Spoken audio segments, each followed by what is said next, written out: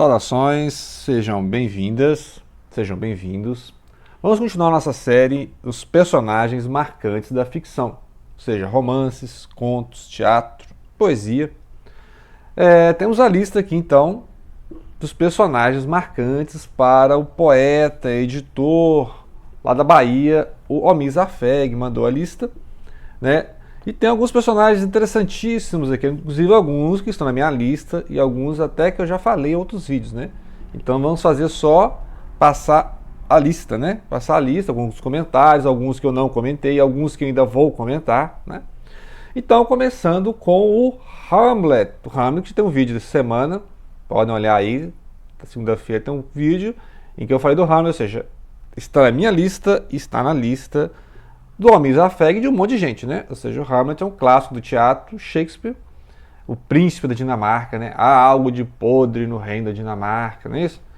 Existe mais coisa entre o céu e a terra do que sonha a nossa filosofia, não é isso?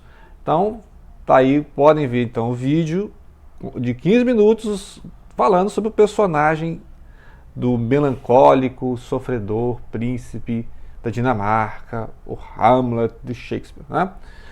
Outro que está na lista aqui do nosso amigo é a Emma Bovary, né? Dando um salto temporal, vamos para o século XIX, a Emma Bovary, que é aquela madame burguesa, né? Casada com um médico, que aí vai se entregar algumas infidelidades, né? Porque muitas leituras de romances, etc. Então é um romance realista, ou seja, é uma ironia total com o realismo, com o romantismo, ou seja, o realismo é uma ironia total com o romantismo. E lembra aquela figura quixotesca, né, do Dom Quixote de La Mancha, ficava lendo e queria ser um cavaleiro andante. E aqui a Madame Bovary, que é aquelas aventuras das heroínas de romances, né, porque a vida dela é muito tediosa, de burguesa na França, de meados do século XIX, pós-revoluções napoleônicas, etc.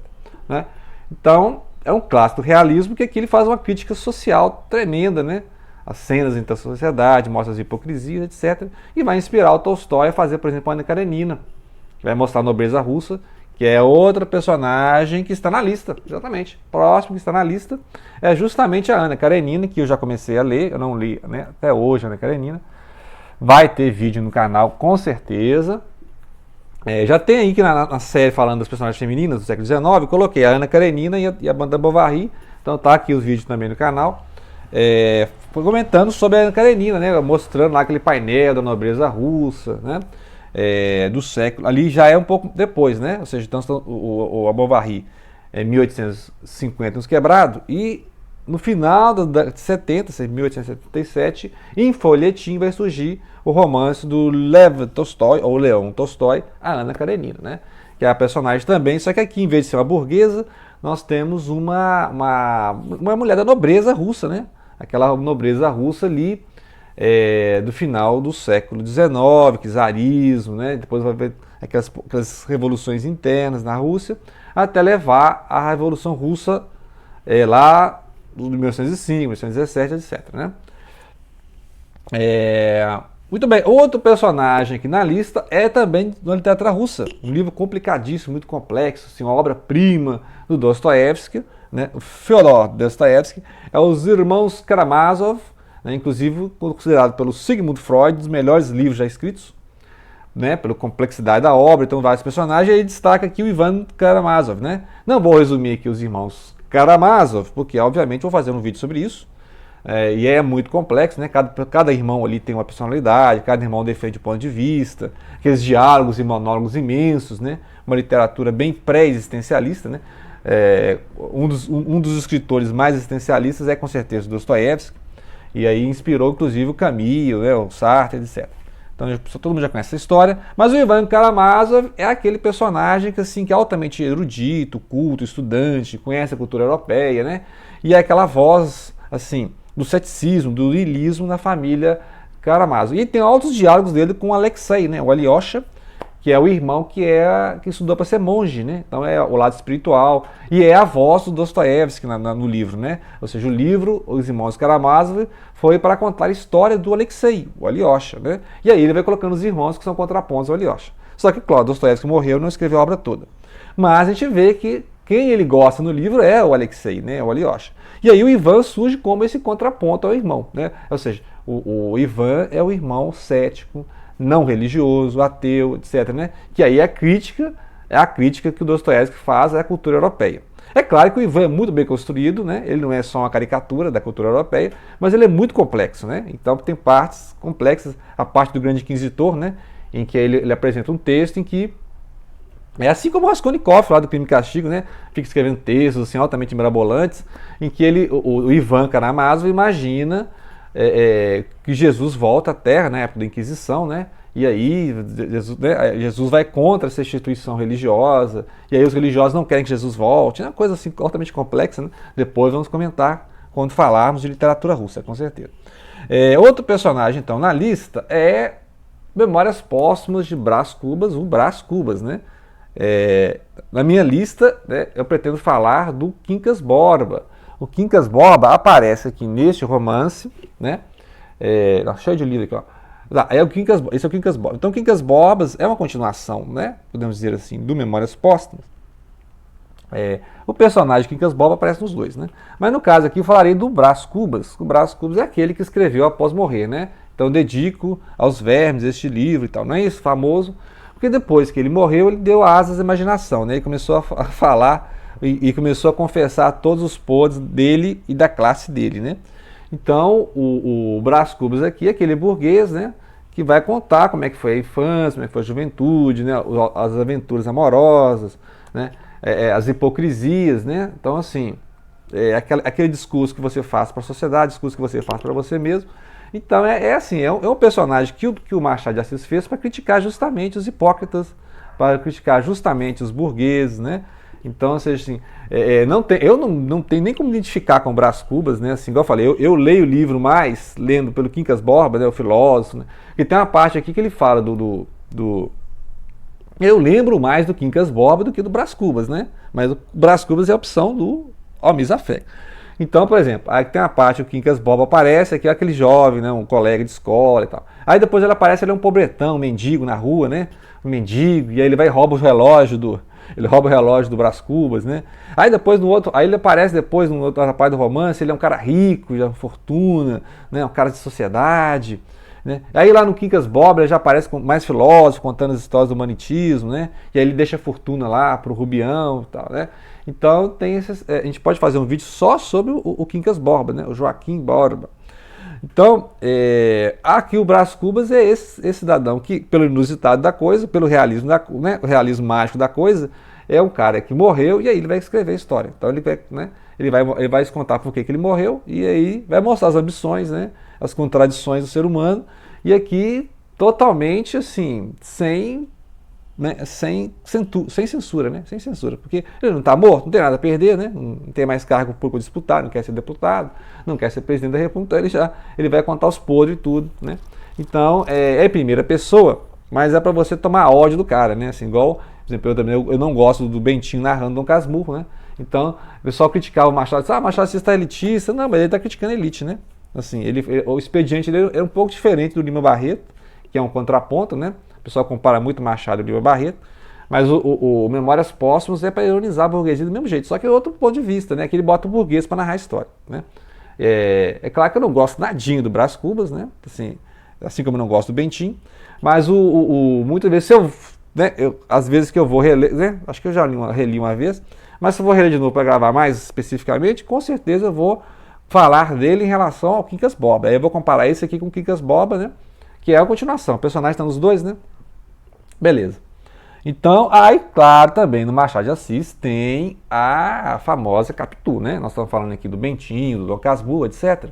Tem, obviamente, a Senhorita Capitu, né? Senhorita Capitu, que é a obsessão amorosa, né?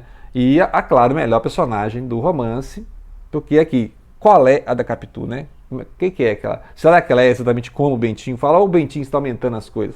Né? Então a obsessão dele por ela aumenta essa fascinação que a gente tem pelo personagem, né? Será que ela realmente é uma traidora? Será que ela é duas caras? Né? Será que ela é uma serpente em forma humana? Então essas questões que tem, cada questão, né? Traiu ou não traiu, né? Então cada um lê e vê uma coisa, você lê uma vez acha que traiu, você lê outra vez acha que não traiu nada, então Interessante a complexidade da personagem, né? Não tem como você resumir. Assim.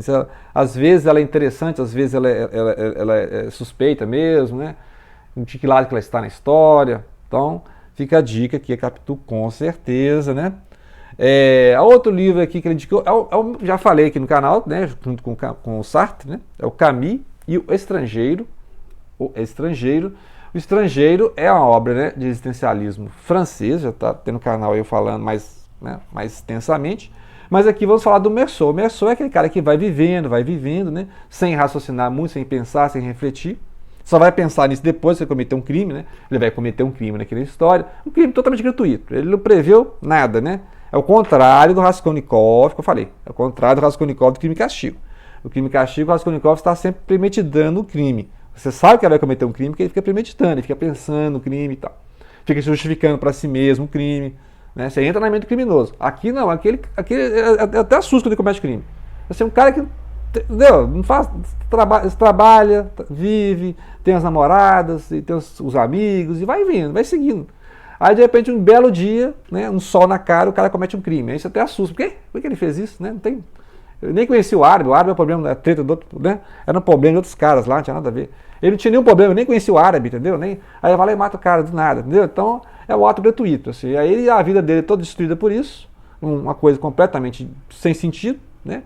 Não tinha motivo nenhum para matar o cara, matou e tal. E aí vai ser julgado, né? E aí o Meursault vai contar a história dele, assim, aí ele vai começar a refletir, né? Se tem sentido a existência, se a vida vale a pena ser vivida, né?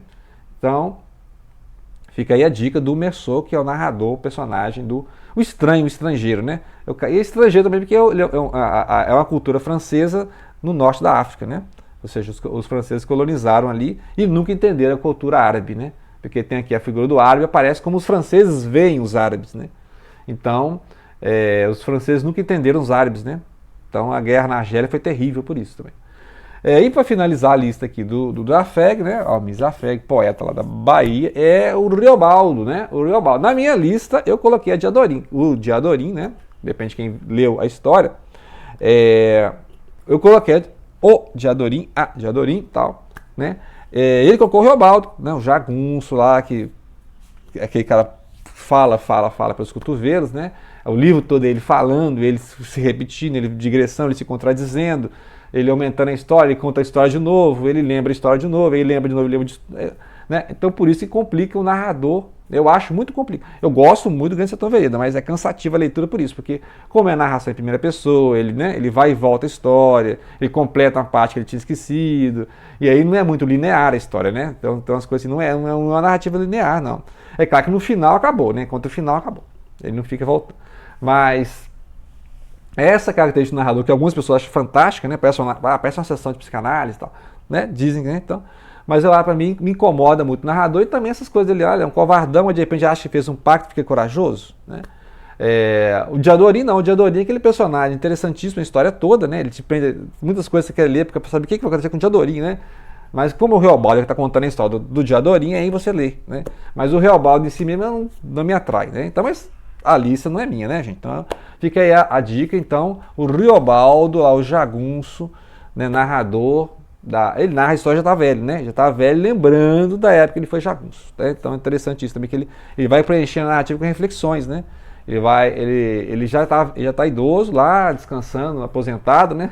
E lembrando da época que ele foi jagunço. Então tem essa diferença também. Por isso que ele fica enchendo a narrativa de reflexão. Ele não narra simplesmente igual, por exemplo, aqui na primeira parte do Estrangeiro, em que narra essa história. Ele não fica pensando na história, ele narra, né? Narra a história. E outra coisa, o cara narrar a história e ficar pontuando a história com reflexões, com flashback, com indagação filosófica, meditações, digressões. Aí a narrativa fica 1000 páginas, né? Entendeu? A diferença? Então, o narrador faz diferença. Você pode narrar a história linearmente, sem florear, ou você pode pegar uma narrativa e ir voltando, e preenchendo lacunas e fazendo reflexões filosóficas. Então é essa a diferença dos narradores. Mas ambas as obras são fantásticas, entendeu? É só a opção do narrador aqui. Ok? Então, essa fica a dica, né, de personagem. Outras listas virão, né? E agradeço a atenção e não deixem de compartilhar.